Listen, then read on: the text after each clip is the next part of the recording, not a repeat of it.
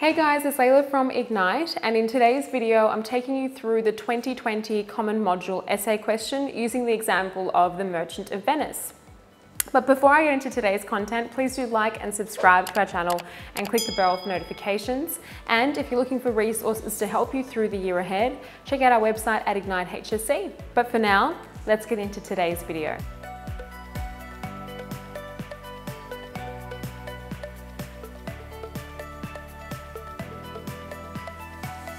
Okay, so my goal in today's clip is to walk you through last year's Common Module essay question for human experiences. I'll go through the breakdown process of looking at a question and relating it specifically to William Shakespeare's Merchant of Venice. Irrespective of the text that you are studying for the Common Module, the clip is useful in terms of breaking down essay questions for this module. But if you are doing the Merchant of Venice, watch the clip all the way through to the end, because I end the clip with an exemplar response of a thesis statement that could have been used for the question in last year's paper. Let's have a look at the question that was prescribed. So last year's question read, how effectively does your prescribed text tell stories to reveal both the personal and shared nature of human experiences? Now, before going through and breaking down that question, there's a couple of points that I want to flag for those of you who are preparing for your HSC exams. If you have watched our other videos, some of these bits of advice would be familiar to you, but I'm going to reiterate them for the purpose of people watching this clip in our channel for the first time. Now, it really is our advice that going into all of your exams, be it for paper 1 or for paper 2, that you do have an exemplar essay that's been pre-prepared. Now, when you're preparing that exemplar essay, you really want to create one that is adaptable to lots of different question types. So when we're looking at human experience, you want to make sure that all of the different rubric points could be answered with the exemplar you've prepared. So there's points on anomalies, paradoxes, individual, shared, emotions, qualities. If you've developed paragraphs that are based on concepts that can be reframed linking to any of those ideas, you're well prepared for the exam. Obviously, you're not preparing an exemplar with the intention of regurgitating it word for word verbatim in the exam. You have that exemplar pre-prepared so that in the exam, your only focus really is not stopping to think about what evidence you're going to use. Have that evidence prepared. All of your focus is then how you're going to unpack the key terms in the question and use those terms to help you craft and reframe your essay. The question's terms must feature at the very least in your thesis statement and in your topic sentences. And you will not have time to think about how you're going to reframe the wording of the question in your response if you're also scrambling for evidence in the exam.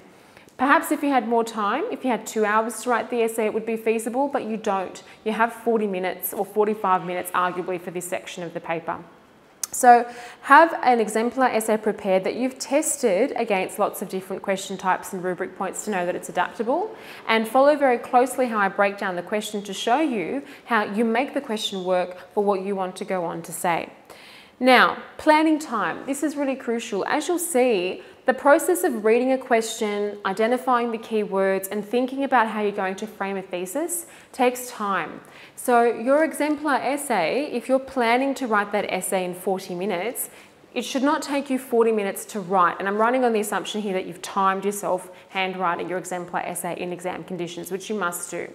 So I recommend that you actually leave 40 minutes for the Common Module essay in the exam, because the comprehension is difficult, and I think you will need the extra 5 minutes buffer time for comp. You can't pre-prepare for that section in the paper.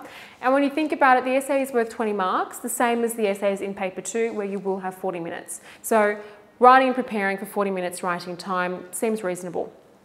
If you do have 40 minutes, I think you need at least 5 minutes of planning and adapting time and thinking time in the exam. So really that exemplar essay should be written in, I would say, 33 to 35 minutes, so you know you can nail the unpacking of the question. And we know that's what markers are most attuned to. They're looking in the response for how well the student has closely engaged with the question. So if that's on the forefront of your mind when you're writing your response, you won't do well. Third point, you must think about how the thesis will be supported by the remainder of your essay. Now, what I mean by that is you don't want a thesis that is actually incongruent with what you go on to write in your exemplar. You have to think about your body paragraphs, the ideas you're exploring there, and define the key terms in the question in a way that works for what you want to go on to say. So in the case of Merchant of Venice, for argument's sake, let's say you have paragraphs based on superficiality of judgment, or xenophobia and the rendition of the other. When we're looking at the question's key terms, think about how that could be reframed as a paradox, or as an anomaly, or as an individual or shared human experience. Be prepared to reframe those broad ideas using the terminology of different parts of the rubric, because we do know that the rubric will inform whatever question you get in the exam. So that's my little preliminary unpacking of things that you should know before you go into the exam. Now we'll turn our minds to how you would actually write a thesis in response to last year's question. So, whenever we're writing a thesis, and I'm sorry if this is repetitive for those of you who are familiar with our channel, but there are 3 steps that you must follow. First one is to identify the keywords in the question. Students often roll their eyes when I say that. They feel like it's kind of arbitrary, but it is noteworthy how many students just don't deal with the question at all in their response. Identifying, underlining in the exam the question's key terms, for me, ensures that you're going to engage with the question. Second step is to unpack the question's key terms. So often there is, 1 or 2 main parts of the question, and once you've identified those focus points, you then need to think about how you're going to unpack and draw out meaning from those parts of the question. And you can do that through the application of micro questions. Now, micro questions are words such as how, what, why, to what extent, and you can use them against the key parts of the question, and answering them will help you flesh out the question's key meaning. So you don't want to apply all of the micro questions to one part of the question. It's about pinpointing which one is most relevant to what you want to say. And I'll show you, this will make more sense when I give you the example. And the last step is to connect the key terms in the question. That's particularly relevant if the question is established, an aspect of form and then an idea. How does Shakespeare's use of form help explore paradoxes of human experience? In which case you need to discuss, well, what aspect of his form? He's writing a play, it's a tragicomedy. What aspect of that enables the particular paradoxes to be explored? So you have to draw those connections. Okay, so those are the steps. Now, applying these steps to the question here. So identification, our first step. Tell stories is a key term. Personal is a key term, as is shared nature. Human experience, we need to acknowledge it, but it's not a key term in the question. Through answering personal and shared, you're raising the human experiences that these texts explore inherently. Okay, so having identified, now let's look at the application of the micro questions. Now, you can see I've picked one relevant micro question to each key part of the question here. But the way that you would answer that micro question would of course depend on what paragraphs you've prepared, because you want to construe personal and shared human experiences in a way that works for what you want to discuss in The Merchant of Venice. But starting with tell stories, I want to ask myself, well, how does Shakespeare tell these stories? He's using a theatrical form, which, by the way, it's a live performance. It viscerally impacts its audience. It's also collective. It's shared in that way in the form itself, because the audiences are together when they are watching the text.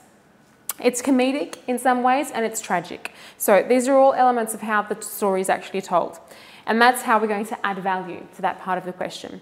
Then we've got personal. We're asking ourselves, well, what personal experiences are explored in the text? We've got the individual struggle against xenophobic otherness. That's the main point there in the text. However, if you want to look at the personal struggle of Portia, right, you might reframe that differently.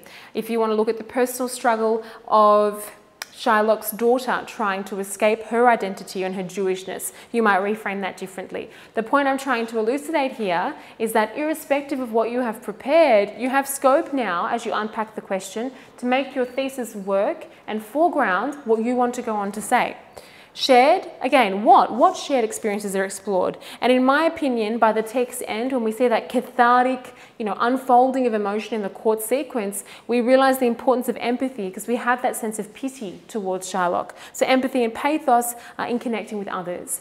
So that's how I would flesh out the question based on what I like to talk about in Merchant of Venice. But you might have something different and that's okay. The main point is that you are dealing with the question and you're unpacking it. Now let's have a look at an exemplar. Well, the reason for why I'm doing this, by the way, is because you don't want to simply restate the question and you don't want to be ignoring the question. So application of those steps helps you avoid making these mistakes in the exam.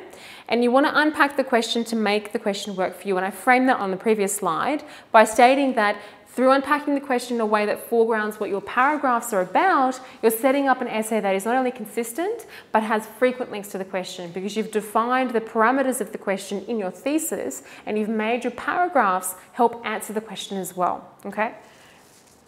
And now the exemplar.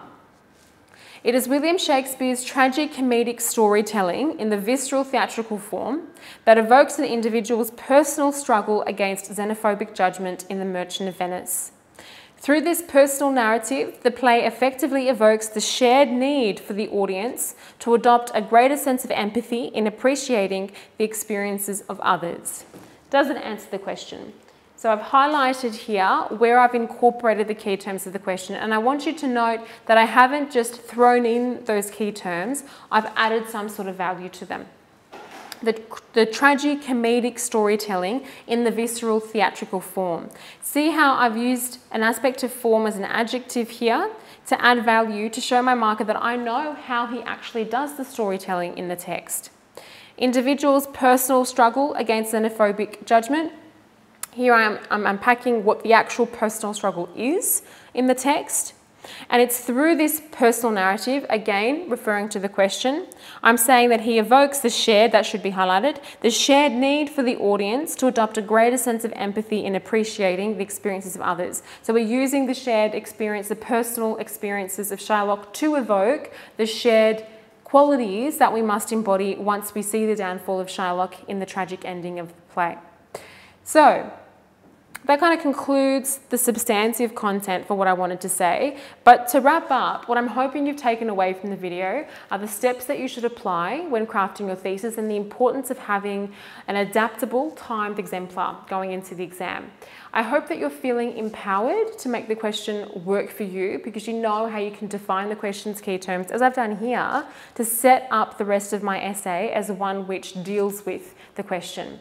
It's often the case that you look at a question and you might not immediately see how your response helps you answer that question. But when you go through that brainstorming process, when you unpack the question's key terms and you think about how adding adjectives to the question's key terms or using the phrases, of the personal struggle of or the shared experiences of, through unpacking it in that way, you're opening scope for the question and new ways that you can use your pre-prepared material to help you in answering it.